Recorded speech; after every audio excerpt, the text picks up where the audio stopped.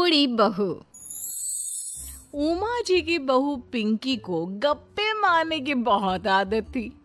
वो जब भी किसी के बारे में बातें करती तो बड़े बड़े गप्पे फेंका करती। आसपास के सब लोगों को पता था कि पिंकी बहुत बड़ी गपोड़ी बाज है। लोग उसकी बात पर विश्वास नहीं किया करते थे, लेकिन हाँ, उसकी बातें सुन सुन कर हंसते बहुत थे। अरे बहू, पड़ोस वाली शर्मा जी है ना, उनकी बेटी का जन्मदिन है, तुम भी चली जाना। ठीक है मम्मी जी, ये तो बता दो गिफ्ट में लेकर क्या जाना है। अरे लेकर क्या जाना है, 250 का लिफाफा दे देना, बस काफी है। अरे मम्मी जी, अच्छा लगेगा क्या? पड़ोसी हैं हमारे, हमें कुछ बड़ा लेकर जाना चाहिए। अरे बहू, इतना काफी है। जानती हैं आप, मेरे मायके में जब पड़ोस में किसी की बर्थडे होती थी ना, तो मम्मी कुछ ना कुछ गोल्ड का ही देकर भेजती थी। पड़ोसी के बर्थडे में सोना? कैसी बातें करती हो। और नहीं तो क्या, आपकी तरह थोड़ी ना लिफाफा पकड़ा दिया।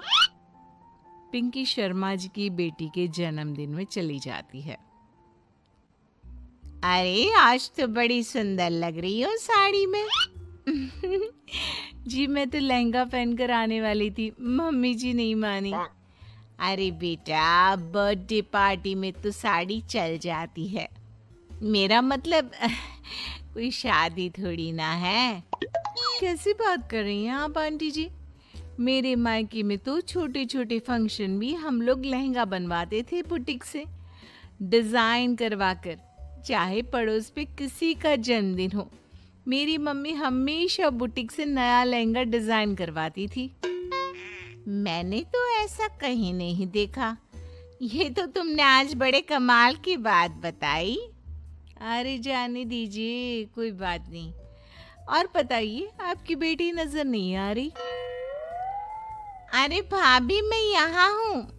ये देखिए मेरा ड्रेस कैसा लग रहा है।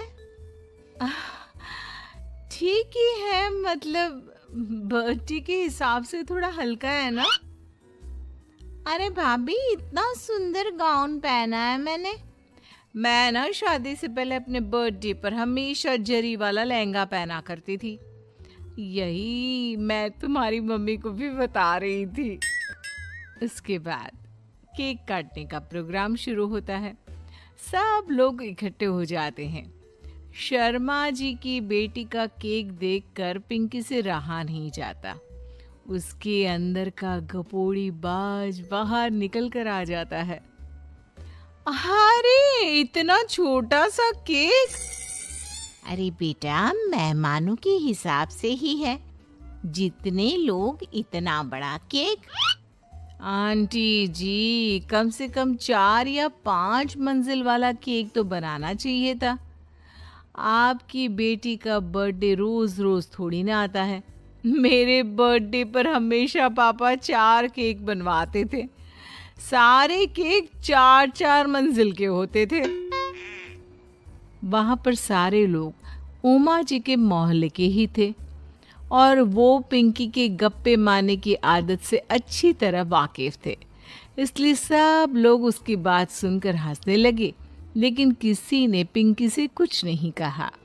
एक दिन सुबह सुबह पिंकी ने अपनी सास से कहा, मम्मी जी, मेरे मम्मी पापा मुझसे मिलने के लिए यहाँ आ रहे हैं। अरे वाह, ये तो बहुत अच्छी बात है।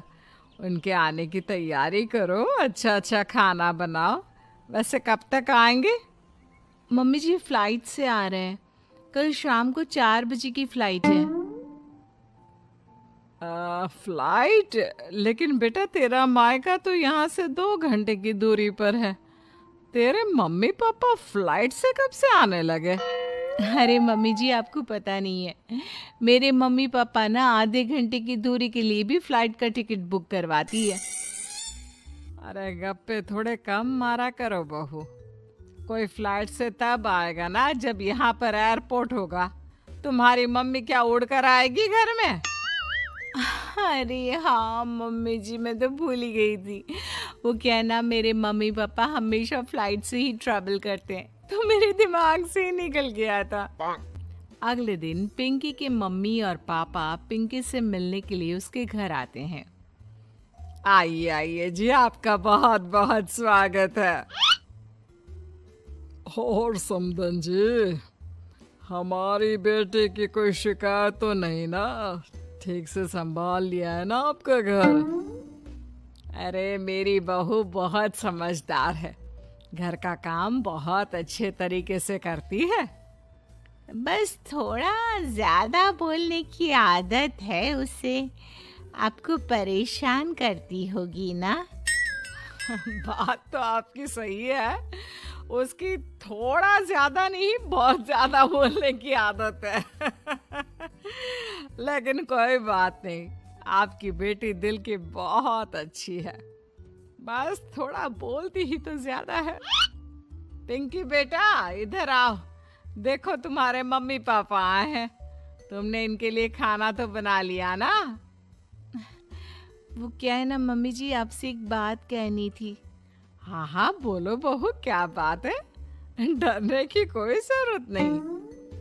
वो मम्मी जी, मैंने सोचा मम्मी पापा आए हैं तो खाना बाहर से मंगवा लेती हूँ। अरे कोई बात नहीं बेटा, वैसे भी तुम किचन में काम करने लग जाती तो अपने मम्मी पापा से बात कब करती। बहुत अच्छा किया, अब तुम अपने मम्मी पापा के साथ बैठकर आराम से बात करो, मैं अंदर जाती हूँ। शाम का वक्त जैसे ही दरवाजे की घंटी बजी, 3-4 लोग हाथों में खाने के बहुत सारे पैकेट लेकर उमा जी के घर पहुंच गए।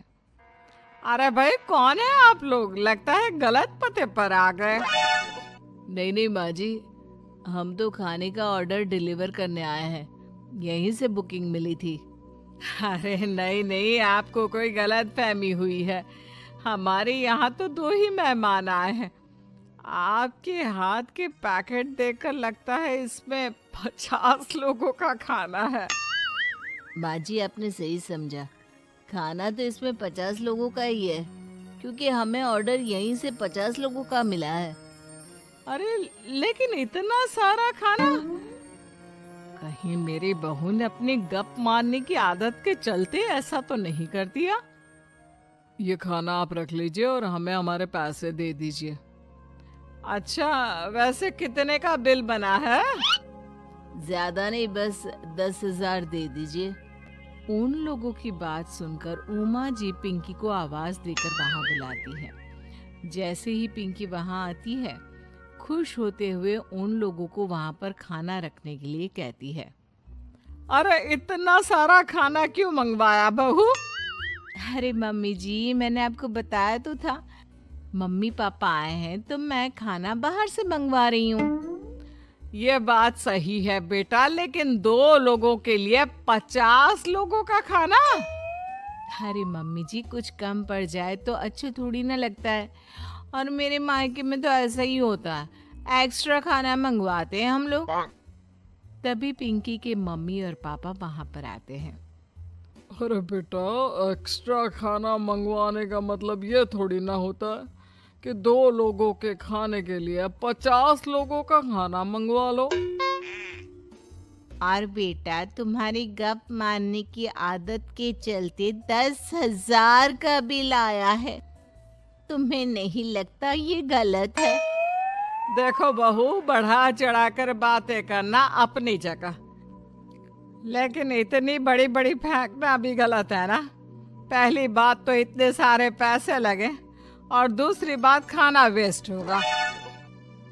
आप लोग ठीक कहते हैं, मैं आज के बाद अपनी इस आदत को कंट्रोल करने की कोशिश करूंगी, और अब से गप थोड़ी कम मारा करूंगी। पिंकी की बात सुनकर सब लोग हंसने लगे।